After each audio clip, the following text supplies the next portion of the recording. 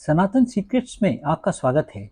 आज हम वाल्मीकि रामायण के उत्तरकांड में वर्णित रावण की दुष्टता देखेंगे। रावण लंका नरेश बन गया था।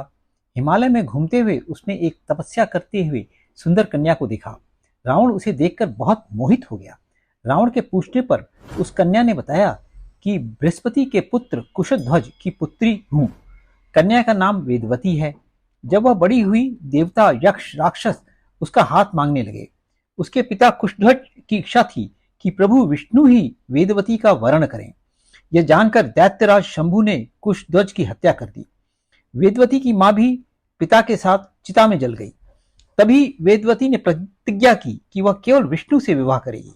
रावण ने वेदवती से विवाह करने का प्रस्ताव रखा, जिसे वेदवती ने स्वीकार नहीं किया। वेदवती की विष्णु की प्रशंसा रावण सह नहीं सका। उसने वेदवती का केश पकड़ लिए। वेदवती को क्रोध आ गया। उसने अपने सारे केश काट कर अलग फेंक दिए और अपना जीवन सुरक्षित न देखकर अग्नि में प्रवेश कर लिया और रावण को शाप दिया कि मैं तुम्हारे वध के लिए अगला जन्म लूंगी। दूसरे जन्म में वेदवती कमल से प्रकट हुई और रावण फिर उसको देखकर घर ले आया। रावण का मंत्री ज्ञानी था। उसने कन्या को देखकर कहा, यदि यह घर में रही तो रावण के वध का कारण बनेगी। यह सुनकर रावण ने उसको समुद्र में फेंक दिया। समुद्र से वह कन्या पृथ्वी में जाकर राजा जनक के यज्ञ मंडप के पास पहुंची। वहां राजा जनक के हल से भूमि जोतते हुए वह कन्या वहां प्रकट हो गई। वेदवती ही राजा जनक की पुत्री बनकर श्री राम से विवाह किया।